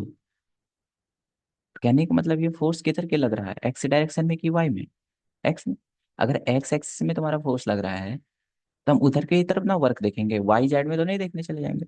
वर्क का फॉर्मूला था, वो अगर वेरिएबल है तो फोर्स और फोर्स का इंटीग्रेशन करना है पार्टिकुलर डिस्प्लेसमेंट के डायरेक्शन। फिलहाल यहाँ पे एक्स है तो हम बोलेंगे dx के रिस्पेक्ट में कर लो, लिमिट लगाना पड़ेगा। तो सोचो एक्स का वैल्यू कहाँ से कहाँ तक चेंज हो रहा है, पहले 0 था, अब फाइनल कितना हो रहा है, 5। तो 0 से लेके 5 तक अब इंटीग्रेशन करने आता है, चलो करके दिखाते हैं। 0 से 5, एफ इज इक्वल टू लिखा हुआ है 2x+2 dx। ठीक है, अब देखो इसका इंटीग्रेशन करते हैं, 2 आ जाएगा बाहर और ये हो जाएगा 2/2, क्योंकि पावर यहाँ पे 1 है तो पावर जुड़ता है, याद रखें इस बात को। और अगर इस 2 के साथ कुछ नहीं है तो 2x लग जाता है ना सीधा सीधी। ये हो गया इंटीग्रेशन, लेकिन लिमिट लगाई नहीं है अभी तक हम लोग, 5 से 0 तक लगाना है। ठीक है, तो लगा लो। आगे में 2 है, 2 को कटा भी तो सकते हैं ना, टार 2 2 x²। लिमिट कहाँ से कहाँ तक है इसमें, 5 0 प्लस 2x, यहाँ पे भी लिमिट क्या है, 5 और 0। तो अगर पहला वाला हम देखो तो 5 का स्क्वायर 25 माइनस 0 का स्क्वायर 0, प्लस दूसरा वाला में 5 दूनी 10 माइनस 0, तो हो जाएगा 25 + 10, 25 35 है आंसर, 35 है। और आंसर भी 35 है हमारा। ठीक है, आया समझे। चलो आगे देखते हैं। अब आता है हम लोग का काइनेटिक एनर्जी, पढ़ना है हम लोग को काइनेटिक एनर्जी, पोटेंशियल एनर्जी और वर्क एनर्जी थ्योरम। आज का ज़्यादा हम लोग का लेक्चर रहेगा नहीं, लेकिन फिर भी काइनेटिक एनर्जी होता क्या है पढ़ के देख लो। कि अगर कोई भी एक बॉडी है, वो वर्क कर रहा है, लेकिन किसके वजह से, मोशन की वजह से। मतलब अगर उसको वर्क करना है तो उसके पास एनर्जी होना चाहिए, और एनर्जी किसके वजह से है, मोशन की वजह से। ठीक है, कहने का मतलब उसके पास स्पीड होगा, वेलोसिटी होगा। तो उसके पास अगर एनर्जी है तो उस एनर्जी को हम लोग कहेंगे काइनेटिक एनर्जी। उस एनर्जी को कहेंगे हम लोग काइनेटिक एनर्जी। कहने का मतलब है अगर ये कोई बॉडी है, इसका मास m है, ये v स्पीड से जा रहा है, तो इसके अंदर काइनेटिक एनर्जी का फॉर्मूला हो जाएगा 12 m v²। 12 m v², याद कर लो। अब देखो वर्क एनर्जी थ्योरम, ये है मजेदार चीज है भाई, ये मजेदार चीज है। बोलता है कि work done by all the forces, किसी भी अगर एक सिस्टम पे हम लगा रहे हैं तो वो इक्वल होता है change in kinetic energy of the system. देखो इसको समझते हैं ऐसा, मान लो एक पत्थर है और इस पत्थर के ऊपर चारों तरफ से आदमी फोर्स लगा रहा है।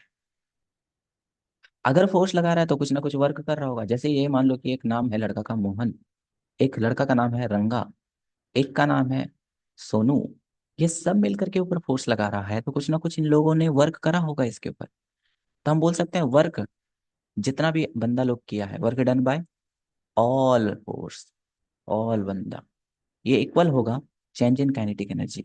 Change in kinetic energy, change in kinetic energy कहने का मतलब हो सकता है स्टार्टिंग में इसका kinetic energy 12 m v, 12 m u² रहा होगा, क्योंकि काइनेटिक एनर्जी डिपेंड किस पे करता है, स्पीड पे। अगर हम इसे फोर्स लगाए तो अब मान लो चेंज होकर के 12 m v² होगा। मतलब वेलोसिटी चेंज हुआ, अरे मास तो चेंज थोड़ी ना हो जाएगा। फोर्स लगा रहे हैं इसका मतलब थोड़ी ना मास को घटा देंगे, हाफ को घटा देंगे, सिर्फ तुम्हारा क्या घटा बढ़ा सकते हैं, स्पीड को। तो बोल रहा है कि अगर कभी भी हम बोलते हैं कि सारा वर्क डन, सारा बंदा मिलकर के अगर फोर्स लगा रहा है तो वो किस पे इक्वल होगा, चेंज इन काइनेटिक एनर्जी। बस इसी स्टेटमेंट को हम लोग वर्क एनर्जी थ्योरम बोलते हैं। और इस थ्योरम से तुम बहुत ही मजेदार मजेदार क्वेश्चन कर सकते हो। ठीक है, एक्सप्रेशन याद करो, work change in work done या sum summation of all work is equal to change in kinetic energy. Final kinetic energy को K2 से रिप्रेजेंट करें हैं, इनिशियल काइनेटिक एनर्जी को K1 से रिप्रेजेंट करें। ठीक है, अब देखो वर्क डन सारा का मतलब क्या है, हो सकता है इस बॉडी के ऊपर बाहर से भी कुछ फोर्स लग रहा है और अंदर से भी कुछ फोर्स लग रहा है। तो बाहर से फोर्स लगने वालों का एक्सटर्नल फोर्स का और इंटरनल फोर्स। ठीक है, याद रहेगा मेरे दोस्त। जैसे कि इसको हम लोग इससे बनाएंगे। ठीक है, अभी अभी जो अभी हम लोग टॉपिक पढ़े उससे बनाएंगे, लेकिन उससे पहले एक चीज और लिख करके थोड़ा बता देना तो मजा आएगा। ये तुम्हारा शॉर्ट नोट में होना चाहिए। वर्क एनर्जी थ्योरम क्या होता है। एक कोई बॉडी है, बॉडी का काइनेटिक एनर्जी मान लो के है, 1 है। कुछ देर के बाद कुछ आदमी फोर्स लगाया, उसी बॉडी का काइनेटिक एनर्जी K2 हो गया। तो हम बोल रहे हैं जितना भी काइनेटिक एनर्जी है सारा का सम, सॉरी जितना भी वर्क हुआ सारा का सम करो, वो इक्वल हो जाएगा चेंज इन काइनेटिक एनर्जी। कहने का मतलब है K2 माइनस K1 इसके इक्वल हो जाएगा। ठीक है, अब सब फोर्स का सब वर्क का मतलब क्या है, हो सकता है उसके ऊपर वर्क लग रहा होगा, बॉडी के अंदर से भी तो लग सकता है। अगर एक पिंजरा के अंदर तुमको हम भर दें तो बाहर से हो सकता है तुमको कोई बंदा धक्का दे रहा हो, और हो सकता है तुम अंदर से बाहर की तरफ पिंजरा में भी फोर्स लगा रहे हो। अंदर से तुम जो बाहर में लगा रहा है तो वो तुम्हारा क्या हो गया, इंटरनल फोर्स ना। और बाहर से जो लगा रहा है वो एक्सटर्नल हो गया। तो कहने का मतलब है सबका मतलब क्या हो सकता है, सारा वर्क डन का मतलब कैसा कैसा, इंटरनल वर्क डन भी हो सकता है। ठीक है, इंटरनल वर्क डन भी हो सकता है और एक्सटर्नल भी हो सकता है। तो सीधा सीधा ये कहना चाहते हैं कि summation of all work is equal to change in kinetic energy बोलिए, बट वर्क डन का मतलब होगा इंटरनल एक्सटर्नल वर्क डन और प्लस इंटरनल वर्क डन, ये equal to change in kinetic बोलिए। और ये स्टेटमेंट को लिख लीजिए, याद कर लीजिए, रट लीजिए, जो करना है कर लीजिए। ठीक है, अब जैसे कि देखिए क्वेश्चन कैसे करेंगे। एक बॉडी है जिसका मास है 6 किलो। ठीक है, वो डिस्प्लेसमेंट कर रहा है, डिस्प्लेसमेंट लिखा हुआ है, डिस्प्लेसमेंट का वैल्यू दिया हुआ है T² बाय 4। ठीक है, यहाँ टी का मतलब टाइम्स है। बोल रहा है वर्क डन बताइए 2 सेकंड में कितना करेगा, वर्क बताइए 2 सेकंड में कितना करेगा। एक बात पूछते हैं, अभी अभी हम लोग पढ़े हैं, अभी अभी हम लोग पढ़े हैं कि अगर वर्क निकालना है तो मान लो कि वो बहुत वर्क किया होगा, तो सारा वर्क निकालने के लिए हम सिर्फ क्या बोल सकते हैं, कितना चेंज किया है काइनेटिक एनर्जी। अगर बॉडी का मास 6 किलो है, हम उसका देख लें कि काइनेटिक एनर्जी में कितना चेंज आया, स्टार्टिंग का एनर्जी कितना था बाद में कितना है, दोनों का अगर डिफरेंस निकाल लें तो अपने आप नहीं पता चल जाएगा, work done by all the forces. यार यही ना पढ़े तेरे वर्क एनर्जी थ्योरम में, कितना वर्क हो रहा है। अब देखो, चेंज इन काइनेटिक एनर्जी निकालने के लिए काइनेटिक एनर्जी के पास क्या ही रहता है भैया, एक ही चीज तो रहता है जो उसका सगा है, सॉरी जिसके वजह से वो अलग होता है बाकी से, वो है स्पीड। चलो स्पीड निकालते हैं, कैसे निकालेंगे। अगर तुमको ये आता नहीं है तो भाई की बात है, कोई नहीं फिर से करते हैं। अगर कभी भी तुम्हारे पास डिस्प्लेसमेंट है तो डिस्प्लेसमेंट से तुम वेलोसिटी जा सकते। ठीक है, डिस्प्लेसमेंट से वेलोसिटी जा सकता है, वेलोसिटी से एक्सेलरेशन जा सकता है। कैसे, बस इधर से इधर जाते समय तुमको डिफरेंशिएशन करना पड़ेगा।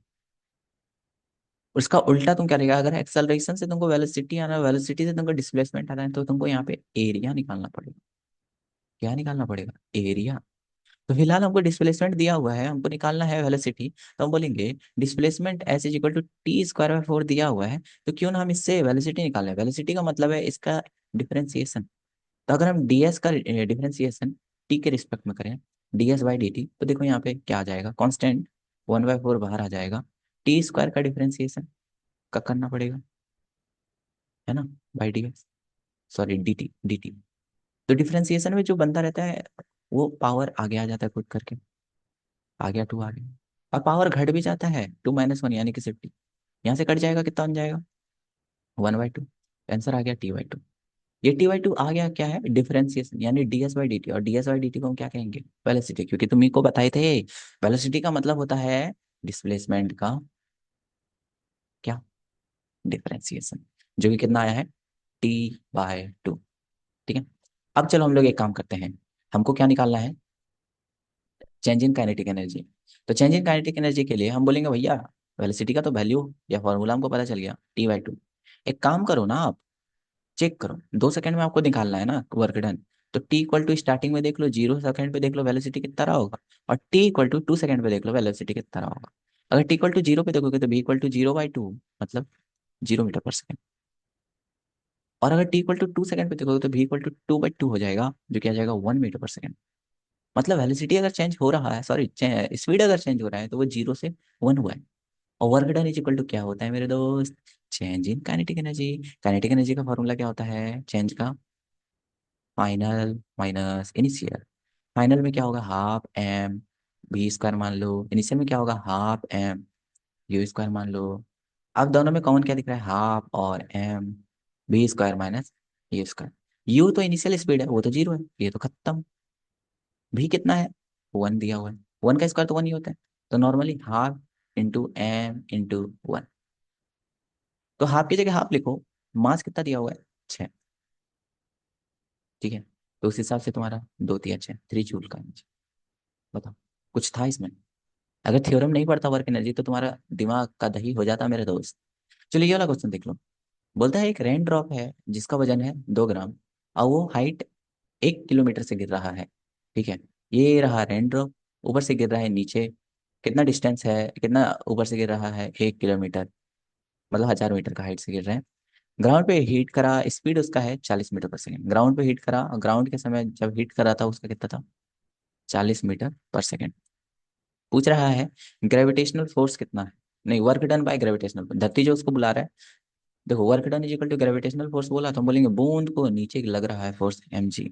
डिस्प्लेसमेंट उसका हुआ है h, हाइट नीचे। तो work done is equal to क्या हो जाएगा, force into displacement. Cos theta 0 होगा ना यहाँ पे, इसलिए नहीं लिख रहे। मास क्या है यहाँ पे, 2 ग्राम। 2 ग्राम को क्या लिख सकते हैं, 2/1000। जी का वैल्यू कितना होता है मेरे दोस्त, लिखने भी बोल दिया 10 लिखवा। हाइट कितना है यहाँ पे, 1 किलोमीटर। 1 किलोमीटर, किलोमीटर ऐसा यूनिट थोड़ी ना भाई। किलोमीटर को अगर चेंज कर दो मीटर में तो 1000 लिख सकते हो, ये 1000 ये 1000 खत्म, और आंसर आ जाएगा 20 जूल। तो पहला वाला का तो आंसर आ गया 20 जूल। दूसरा वाला का देखो ना, चार्ज ज्यादा हो गया क्या,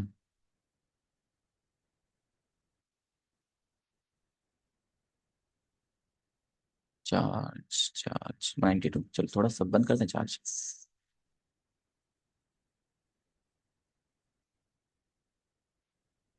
जस्ट वेट गाइज।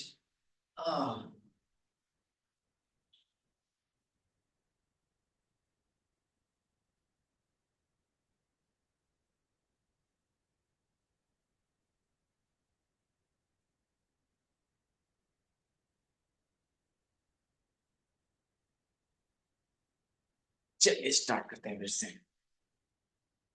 तो हम ये कह रहे थे ना कि एक काम करिए, ऊपर वाला तो निकल गया आपसे, नीचे वाला नहीं ना निकला है, नीचे वाला निकालते हैं।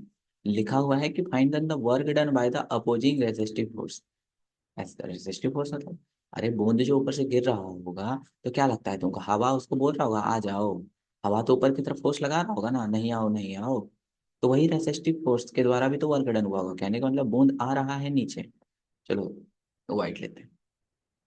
बूंद आ रहा है नीचे, बुला रहा है उसको mg, लेकिन ऊपर में लग रहा होगा एयर के द्वारा, मत आओ मत आओ। तो ऊपर भी फोर्स लग रहा है, नीचे भी फोर्स लग रहा है। अगर फोर्स लग रहा है तो कहीं ना कहीं वर्क हुआ होगा। और हम लोग को पता है वर्क एनर्जी थ्योरम से, work by all forces is equal to होता है change in kinetic energy. All force का मतलब यहाँ पे क्या होगा तुम्हारा, यहाँ पे तुम्हारा ग्रेविटेशन वाला होगा जो नीचे लग रहा है। और कौन सा होगा तुम्हारा, रेसिस्टिव फोर्स जो उसको नहीं आने के लिए दे रहा है नीचे।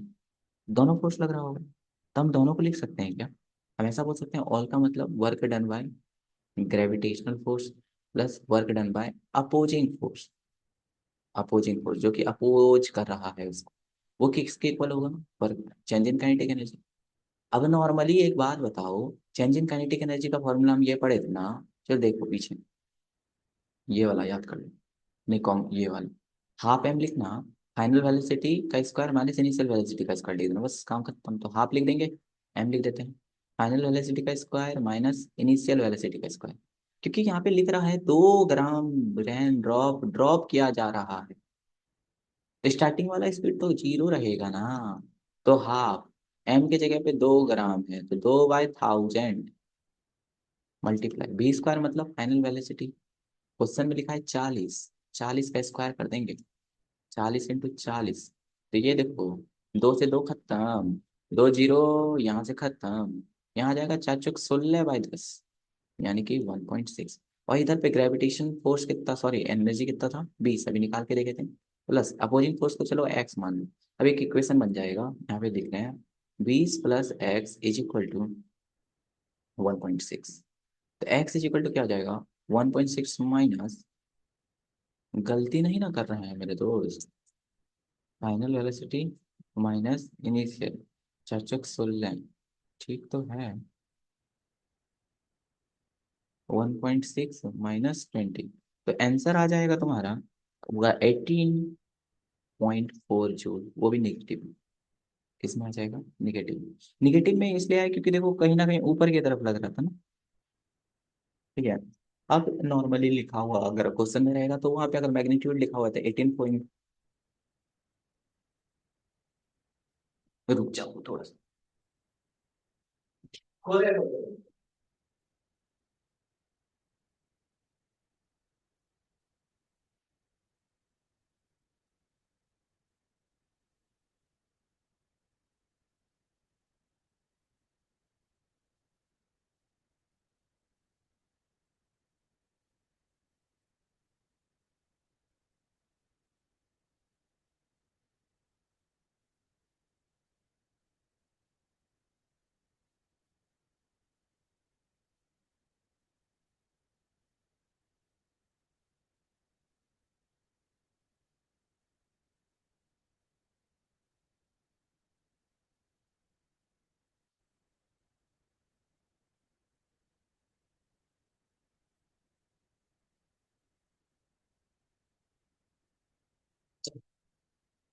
थोड़ा सा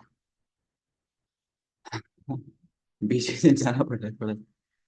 चलिए चलिए, सुनिए सुनिए, हाँ तो आंसर आ गया तुम्हारा 18.4। कोई दिक्कत बरादर नहीं ना। अब चलो समझते हैं पोटेंशियल एनर्जी। क्या समझते हैं पोटेंशियल एनर्जी।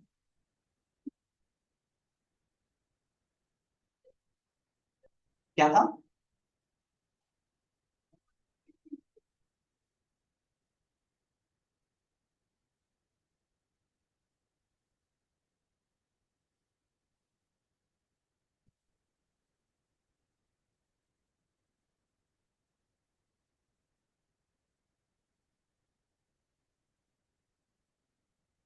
ठीक।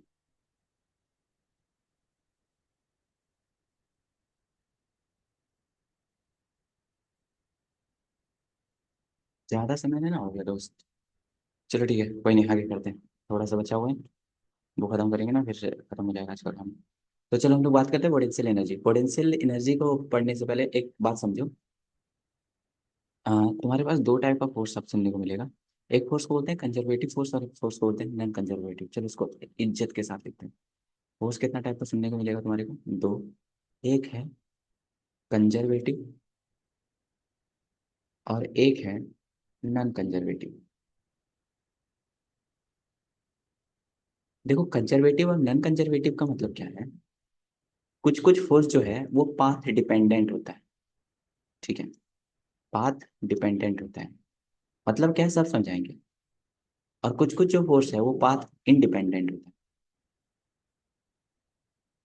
जैसे मान लो एक ईंट को रख दिए हम एक सड़क पर और उसमें हम फोर्स लगा रहे हैं, तो यहाँ पे तुम्हारा फोर्स कौन सा लग रहा हो, फ्रिक्शन फोर्स ही लग रहा हो, ग्रेविटेशन फोर्स ही लग रहा हो। लेकिन एक बात बताओ, जो फ्रिक्शन फोर्स लग रहा होगा उसके वजह से हमारा जो एनर्जी है वो लॉस हो रहा होगा कि नहीं। हम फोर्स लगा रहे थे इधर की तरफ, लेकिन फ्रिक्शन फोर्स कहीं ना कहीं वो एनर्जी को अब रगड़ रगड़ के हो सकता है हीट के फॉर्म में लूज लूज करा दे। कहने का मतलब है अगर हम ऐसा रास्ता से लेकर के आए कोई ईंट को और ऐसा रास्ता से लेकर के आए, अगर दोनों में फ्रिक्शन का बात करें तो फ्रिक्शन हो सकता है इसमें ज्यादा लग रहा हो। इसका रास्ता अलग था, इसका रास्ता अलग था, तो रास्ता पे डिपेंड किया कि नहीं। ऐसा फोर्स जो कि रास्ता पे डिपेंड करेगा, यानी कि उसका एनर्जी लॉस होगा ड्यूरिंग द रास्ता, वैसा वाला फोर्स को हम लोग नॉन कंजर्वेटिव बोलेंगे। जैसे कि तुम्हारा फ्रिक्शन, काइनेटिक फ्रिक्शन, एग्जांपल याद कर लो, काइनेटिक फ्रिक्शन। लेकिन एक कुछ कुछ ऐसा फोर्स होता है जिसको घंटा फर्क नहीं पड़ता आप किस रास्ता से लेकर के आ रहे हैं, वो हर बार एक ही जैसा आएगा। जैसे कि वो वाला याद करो कि अगर एम नाम का मास का बॉडी था, उसको इस डायरेक्शन से लाओ, ऊपर से लाओ, हर बार वर्क उसका कितना आ रहा था, mgh। रास्ता से फर्क पड़ा नहीं। तो पोटेंशियल एनर्जी, या फिर हम बोल सकते हैं gravitational potential energy, spring energy, gravitational, और क्या बोल सकते हैं इलेक्ट्रोस्टैटिक, ये सारा तुम्हारा किसके अंदर आ जाता है, कंजर्वेटिव। उसको रास्ता से कोई फर्क नहीं पड़ता। तो याद करेंगे, फोर्स जो रास्ता पे डिपेंडेंट नहीं होगा उसको कंजर्वेटिव बोलेंगे, ठीक है। जो कि कहीं ना कहीं पूरा कंजर्व रहेगा, जितना पहले था बाद में भी उतना ही है, एनर्जी उसका स्टोर रहा।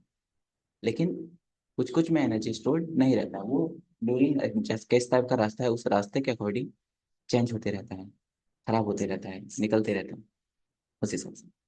अब देखो, फोर्स कंजर्वेटिव और नॉन कंजर्वेटिव तुमको समझ में आ गया। अब एक मस्त सा डेफिनेशन आता है, ठीक है, जो कि तुमको याद करना पड़ेगा, ठीक है। वैसे पोटेंशियल एनर्जी को डिफाइन करते हैं हम लोग यू से, ठीक है। क्या करते हैं, यू से लिखते हैं, और इसको डिफाइन करते हैं negative work done by conservative force. याद कर लो, change in potential energy is equal to negative work done by conservative force. देखो फोर्स भी तुम्हारा दोनों दोनों टाइप का मिलेगा नेचर में, कंजर्वेटिव भी और नॉन कंजर्वेटिव। लेकिन यहाँ पे हम बात कर रहे हैं नॉन कंजर्वेटिव का नहीं, कंजर्वेटिव का बात करें। अगर कंजर्वेटिव फोर्स जैसे कि ग्रेविटेशनल, मान लो कि एक बॉडी को तुम ऊपर से नीचे गिरा रहा है, तो बताओ उसमें कौन सा फोर्स लग रहा है, ग्रेविटेशन फोर्स। तो यहाँ पे जो ग्रेविटेशन फोर्स है तो उसके द्वारा कुछ तो वर्क होगा ना, वो वर्क को लिखो, उस वर्क का निगेटिव कर दो, तो वो इक्वल होगा चेंज इन पोटेंशियल एनर्जी को। पोटेंशियल एनर्जी को लिखते हैं किससे हम लोग, डेल यू से लिखते हैं। कैसे लिखते हैं हम लोग, डेल यू से लिखते हैं। ये याद रहेगा भाई, ये याद करना पड़ेगा तुमको। बोलो, change in potential energy is equal to क्या होगा, work done, negative work done by conservative force, negative work done by conservative force. अब जैसे कि चलो देखो ना, नॉर्मली तुम पोटेंशियल एनर्जी बचपन में पढ़ा होगा। सोचो होता क्या था, कि मान लो कि एक बॉडी को हम नीचे रखते हैं, तो उसका हाइट यहाँ पे 0 है, तो उसका पोटेंशियल एनर्जी क्या हो जाएगा, 0। लेकिन अगर उस बॉडी को थोड़ा एच हाइट पे ले जाएंगे, तो इस जगह पे क्या होगा उसका वर्क डन, mgh। mgh होता है कि नहीं होता है। लेकिन ये mgh आया कहाँ से, जरा इसके बारे में चलो हम लोग आज चर्चा करेंगे, ठीक है। इसके बारे में हम लोग चर्चा करते हैं। जैसे कि चलो एक काम करते हैं, एक लाइन खींचे, मान लो ये हाइट h है, यहाँ पे बॉडी था m, नीचे की तरफ इसका फोर्स लग रहा है mg। अभी फिलहाल हाइट यहाँ पे 0, लेकिन अब इस जगह पे लेके आ गए तो हाइट हो गया h, ठीक है। मास m है यहाँ पे कुछ ना कुछ पोटेंशियल एनर्जी आ गया होगा। अब एक बात बताओ, यहाँ से ऊपर ले जाने वक्त कोई काम तो किया है ना, ग्रेविटी जो है, ग्रेविटी फोर्स के द्वारा कुछ काम तो हुआ है। वो काम क्या है तुम्हारा, force into displacement cos theta. Force किधर की तरफ लग रहा है इस बॉडी में, तुम बोलेगा नीचे की तरफ, लिख दो नीचे की तरफ एम। डिस्प्लेसमेंट कहाँ हुआ है, ऊपर ले गए हैं, मल्टीप्लाई एच कॉस थीटा। अब बताओ, फोर्स लग रहा है नीचे, डिस्प्लेसमेंट हो रहा है ऊपर, दोनों के बीच में एंगल कितना बन रहा है, 180 डिग्री। तो कॉस 180 डिग्री का वैल्यू क्या हो जाएगा मुझे, माइनस। तो work done by gravity force is equal to minus M G H हो गया।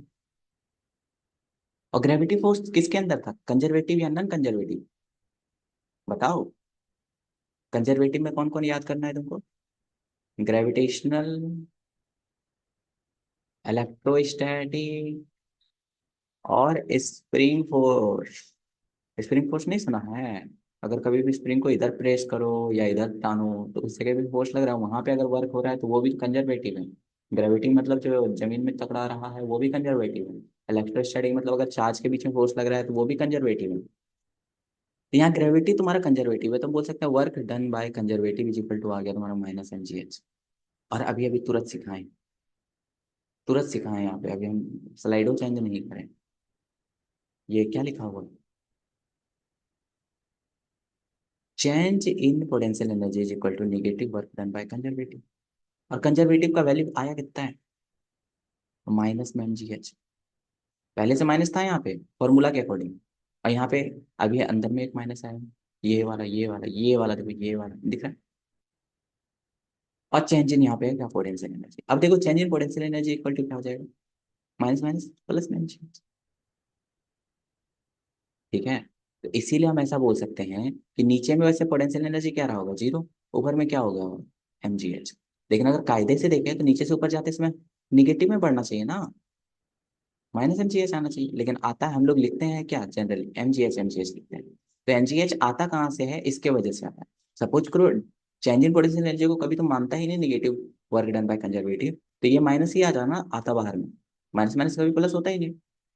इसलिए ये डेफिनेशन है, work change in potential energy is equal to, change in potential energy equal to negative work done by conservative force. ठीक है।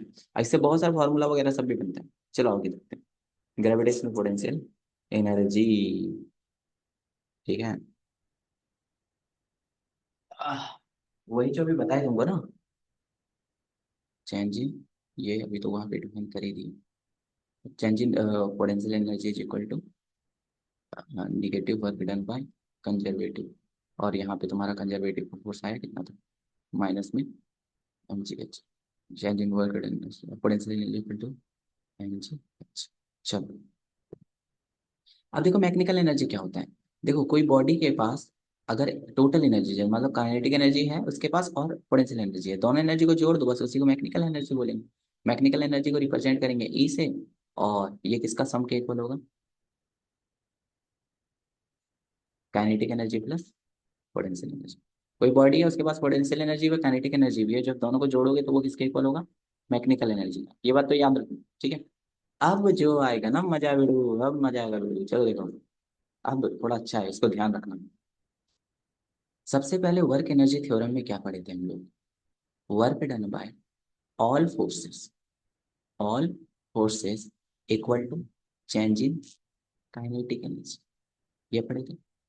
अब एक बात बताओ ये, कि work done by all forces मतलब वो फोर्स क्या हो सकता था, एक्सटर्नल फोर्स भी हो सकता था और इंटरनल फोर्स भी हो सकता, इक्वल टू हम बोल सकते हैं चेंज इन काइनेटिक एनर्जी। ये ऊपर वाला स्टेटमेंट है वर्क एनर्जी थ्योरम की वजह से। ठीक है, थोड़ा सा इसको ठीक कर लेते हैं। चलो, और दूसरा हम बोले work done by all forces मतलब एक्सटर्नल फोर्स और इंटरनल फोर्स दोनों, ठीक है, equal to change in kinetic energy. अब देखो, जो तुम्हारा इंटरनल फोर्स है ना भाई, जो तुम्हारा इंटरनल फोर्स है इसका दो टुकड़ा टूटता है, ये दो टाइप का होता है, इंटरनल फोर्स ही तुम्हारा दो टाइप का होता है। एक तुम्हारा कंजर्वेटिव और एक तुम्हारा नॉन कंजर्वेटिव। अरे कहने का मतलब, मान लो एक बॉल है और एक धरती है, धरती और बॉल के बीच में कौन सा फोर्स लग रहा होगा, ग्रेविटेशन। लेकिन ग्रेविटेशन कौन सा था, कंजर्वेटिव था ना। दूसरा, एक बॉल है और रोड है, दोनों के बीच में फोर्स लग रहा है, कौन सा लग रहा है, फ्रिक्शन। वो कैसा है तुम्हारा, नॉन कंजर्वेटिव। जब आपस में फोर्स के बारे में बात करते हैं ना तो उसको इंटरनल बोलते हैं। जब जब जैसे कि मान लो मेरा और धरती पे लग रहा है, तो ये हमारा इंटरनल मामला हो गया, समझ रहे हैं ना। तो इंटरनल फोर्स जो है वो दो टाइप का हो सकता है, कंजर्वेटिव फोर्स और नॉन कंजर्वेटिव फोर्स, बस हम वही डिफाइन करके लिखते हैं। इक्वल टू ये कि सारा किसके इक्वल आ रहा है अभी तक में, काइनेटिक एनर्जी। अब यहाँ से एक काम करो, तुम नॉन कंजर्वेटिव फोर्स को उधर ले जाकर के फेंक दो, सॉरी कंजर्वेटिव को ले जाके उधर फेंक दो। वर्क डन बाय एक्सटर्नल लिखो इधर पे, work done bye non conservative लिखो इधर पे, और उधर लिख दो चेंज इन काइनेटिक एनर्जी था ही, ऊपर में प्लस है तो उधर जाके minus work done by conservative हो जाएगा। Work done by external plus work done bye non conservative, इसको अच्छा से समझो, चेंज इन काइनेटिक एनर्जी। अब negative work done of conservative, negative work done of conservative कहाँ लिखे थे, देखो देखो देखो देखो, negative work done of conservative वो किसके इक्वल होता है, चेंज इन पोटेंशियल एनर्जी। तो यहाँ पे इसके बदले क्या लिख सकते हैं हम लोग, चेंज इन पोटेंशियल एनर्जी। अब ऐसा कहा जाता है, या फिर ऐसा तुमको ज्यादातर क्वेश्चन में दिखेगा 90% केस में, वहां उस क्वेश्चन में ना तो बाहर से कोई वर्क कर रहा होगा, ना तो उसमें फ्रिक्शन वगैरह कुछ होगा। तो कहने का मतलब है ना तो एक्सटर्नल होगा, ना तो नॉन कंजर्वेटिव होगा। जब दोनों में से कुछ ना होगा तो दोनों को हम क्या मान लेते हैं, जीरो। अगर दोनों जीरो हो गया तो एलएचएस साइड में दोनों जीरो, तो zero plus zero is equal to change in kinetic energy plus change in potential energy, यही ना हुआ। तो काइनेटिक एनर्जी का चेंज प्लस पोटेंशियल एनर्जी का सम जीरो के इक्वल हो गया। अब चेंज को किस इस तरह से लिख सकते हैं, kinetic energy final minus kinetic energy initial plus potential energy final minus potential energy initial is equal to zero. अब देखो, काइनेटिक एनर्जी फाइनल वाला को हम पोटेंशियल एनर्जी फाइनल वाला के साथ लिख देते हैं, वो इक्वल होगा, उधर इनिशियल वाला को ले जाएंगे तो ये माइनस पोटेंशियल है तो उधर जाके प्लस हो जाएगा, प्लस माइनस में नेगेटिव का, है मतलब काइनेटिक एनर्जी है तो उधर जाके plus। अब यहाँ से मस्त है कि काइनेटिक एनर्जी और पोटेंशियल एनर्जी दोनों का सम को हम क्या कहते थे, मैकेनिकल एनर्जी। क्या कहते थे, मैकेनिकल एनर्जी। हेलो। हाँ, आ रहा है पढ़ लो। हाँ हाँ, सुन कहाँ पे, काइनेटिक एनर्जी और पोटेंशियल एनर्जी का सम को हम लोग मैकेनिकल एनर्जी बोलते थे, मैकेनिकल एनर्जी। तो ऐप का मतलब मैकेनिकल एनर्जी फाइनल में जो होगा और मैकेनिकल एनर्जी जो इनिशियल में होगा दोनों क्या रहेगा, कांस्टेंट। यहाँ से ये कंक्लूजन निकलता है। सीधा सीधा ये बोल रहे हैं कि अगर इनिशियल का काइनेटिक एनर्जी को के वन बोल रहे हैं और इनिशियल का पोटेंशियल एनर्जी को यू वन बोल रहे हैं, तो वो इक्वल होगा फाइनल का काइनेटिक एनर्जी जो कि है तुम्हारा, फाइनल का काइनेटिक एनर्जी कौन है तुम्हारा, के टू, और फाइनल का पोटेंशियल एनर्जी क्या है, यू टू। ये कंक्लूजन बना। देख रहा है भाई, पहला वर्क एनर्जी थ्योरम क्या कहता था, work done by all the forces is equal to change in kinetic energy, ये पढ़े। फटाक से दूसरा हम लोग पढ़े कि change in potential energy is equal to negative work done by conservative force. ये सब वो स्टेटमेंट है जो कि भाई बहुत इंपॉर्टेंट वाला है। तीसरा ये पढ़े कि इनिशियल काइनेटिक एनर्जी और इनिशियल पोटेंशियल एनर्जी, जिसको मैकेनिकल एनर्जी बोलेंगे, ठीक है। मैकेनिकल एनर्जी इनिशियल वाला is equal to mechanical energy final वाला। हमको गेट बंद करके आना चाहिए रे, बहुत आवाज आ। ठीक है, ये थोड़ा दिमाग में बैठा हो, अभी फटाक से इसके ऊपर एक क्वेश्चन करेंगे।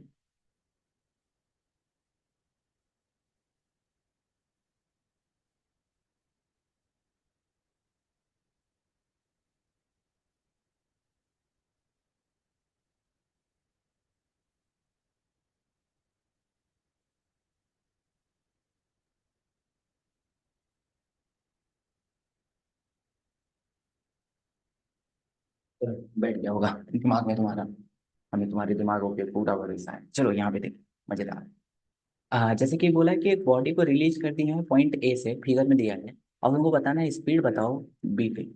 ए पे यहाँ पे कोई बॉडी रहा हो, उसको रिलीज करे बी पे। तो देखो, हम बोल सकते हैं दोनों का वो वाला एनर्जी बैलेंस करा दो, कौन सा अभी जो पढ़े थे, initial potential energy initial kinetic energy is equal to final potential energy और फाइनल काइनेटिक एनर्जी। जैसे कि देखो, initial potential plus initial kinetic, वो इक्वल होता है final potential plus final kinetic. अब इनिशियल पोटेंशियल क्या है, ऊपर में है एकदम, कितना हाइट पे है, 50 पे। फॉर्मूला क्या होता है, एम जी एच। ठीक है, तो हम बोलते हैं कि एम जी एच है तो मान लो एम मास मान लो, जी मान लो, जी को जी रहने दो, एच कितना दूरी पे है, 50 पे, 50 ले दो plus initial kinetic energy zero हम मान सकते हैं क्योंकि ये बॉडी रेस्ट पे। ठीक है, ये बॉडी क्या है तुम्हारा, रेस्ट पे। देखो ना, बॉडी इज रिलीज, रिलीज का मतलब छोड़ रहे हैं, तो स्टार्टिंग में छोड़ा होगा तो यू इक्वल टू जीरो ही ना रहा होगा, तो काइनेटिक एनर्जी जीरो हो जाएगी। अब देखो फाइनल, फाइनल पोटेंशियल एनर्जी। अब बॉडी कहाँ पे पहुंच गई, यहाँ पे, कितना हाइट पे, 10 मीटर पे। तो हम बोल सकते हैं यहाँ पे एम मास रहा होगा, बॉडी तो मास चेंज नहीं होगा, जीरो उतना ही लग रहा होगा, और हाइट कितना हो गया, 10। अब फाइनल बताओ कितना हो जाएगा, प्लस यहाँ पे कुछ ना कुछ स्पीड रहा होगा, जिसको भी मान लेते हैं। फॉर्मूला होगा हाफ एम वी स्क्वायर। अब इसको थोड़ा सॉल्व करें, इधर पे हो गया 50 mg is equal to 10 mg is equal to, sorry A plus है हाफ एम वी स्क्वायर। अब सबको उधर ले जाओ, सॉरी एम जी वाला को हटाएगा तो तुम्हारा 50 में से 10 चला जाएगा तो 40 mg हो जाएगा, is equal to half M V square हो जाएगा। यहाँ से एम और एम खत्म हो जाएगा और उधर पे दो मल्टीप्लाई हो जाएगा, कर लेते हैं। B square is equal to 40 into g की जगह चलो 10 लिख लेते हैं, 10 मल्टीप्लाई 2, तो भी is equal to under root 40 into 10 into 2। तो हम बोल रहे हैं कि चार दूनी, इसको थोड़ा सा सॉल्व करेगा, 4 दूनी 8 हो जा रहा है ना अभी। चलो इसको हम लोग रूट से निकालते हैं। अब उतना तो आना चाहिए भाई, भी इज इक्वल टू, अब 40 को तुम जब निकालोगे तो इसका 4 का 2 आ जाएगा बाहर, इसका एक 10 आ जाएगा बाहर और इसका रूट 2 बच जाएगा। तो 20 रुपये आंसर आएगा। आ आ आ आंसर। मजेदार था ना भाई। बोलो भाई। चुप का है तो, बोलते का है नहीं। ठीक है। तो आज के लिए बस इतना ही, इसको देखो तो फिर बताओ कैसा लगा।